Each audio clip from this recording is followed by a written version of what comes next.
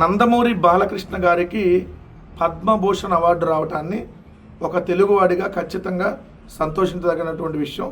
ఖచ్చితంగా కూడా దాన్ని ఎవరో కూడా అబ్జెక్షన్ చెప్పరు. కానీ ఆంధ్రప్రదేశ్ రాష్ట్రంలో ముగ్గురు లెజెండ్లుగా పరిపాలించినటువంటి వాళ్ళు ఉన్నారు. ముగ్గురు గొప్ప నాయకులుగా ఈ రాష్ట్రాన్ని పరిపాలించిన వాళ్ళుగా ఉన్నారు. ఒకళ్ళు నందమూరి తారక రామారావు, దాని తర్వాత రాజశేఖర రెడ్డి గారు, దాని తర్వాత జగన్మోహన్ రెడ్డి గారు. కానీ రామారావు గారికి వీళ్ళు ప్రతి మహానాడులో రామారావు గారికి భారతరత్న అవార్డు ఇవ్వాలి. రెడ్డి గారు నాన్నగారికి భారతరత్న అందరి కోరిక. నందమూరి తారక రామారావు గారికి భారతరత్న అవార్డు ఇవ్వాలి. ఈయన ప్రతి స్పీచ్లో వీళ్ళు చెప్తూనే ఉంటారు.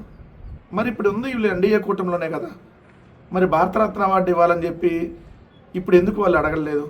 భారతరత్న అవార్డు ఇచ్చిన దాకా నేను ఈ అవార్డు తీసుకోను అని ఉంటే బాలకృష్ణ గారు ఎస్ మా నాన్నగారికి ఆ అవార్డు ఎప్పుడైతే ఇస్తారో ఆ అవార్డుతో పాటు నేను కూడా ఈ పద్మభూషణ్ అవార్డు తీసుకుంటానని కానీ అని ఉండుంటే నిజంగా కూడా సంతోషించేవాళ్ళు. కానీ ఈరోజు నందమూరి అభిమానులే ఈరోజు ఇదేంటి వాళ్ళు ఎన్డీఏ కూటమిలో ఉన్నారు, రామారావు గారికి అవార్డు ఇవ్వకుండా ఈయనకిస్తే తీసుకున్నాడు ఏంటని చెప్పి ఈరోజు ప్రతి ఒక్కరు చర్చించుకుంటున్నటువంటి అంశం. ఈయన రామారావు గారికి కొడుకుగా కాకుండా, రామారావు గారి వారసుడిగా కాకుండా చంద్రబాబు నాయుడు గారికి బామర్దిగా ఉండడానికి ఇష్టపడుతున్నాడు. అంతకుముందు కూడా ఆల్రెడీ వెన్నుపోటులో ఇతను కూడా చెప్పులు వేయించినప్పుడు కూడా చంద్రబాబు నాయుడు గారికి మద్దతుగా ఉన్నాడు తప్ప రామారావు గారికి ఉండలేదు. సేమ్ ఇప్పుడు కూడా రామారావు గారికి భారతరత్న అవార్డు ఇవ్వటం ఖచ్చితంగా వీళ్ళకి ఇష్టం లేదేమో.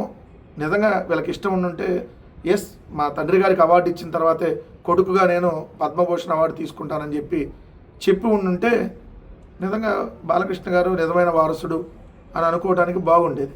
కానీ ఈరోజు చంద్రబాబు నాయుడు గారికి బామర్దిగానే ఆయన ఉండాలి, చంద్రబాబు నాయుడు గారి బుద్ధులతోనే ఉండాలనేటటువంటి ఆలోచనతో ఉన్నాడని స్పష్టంగా కనపడతా ఉంది.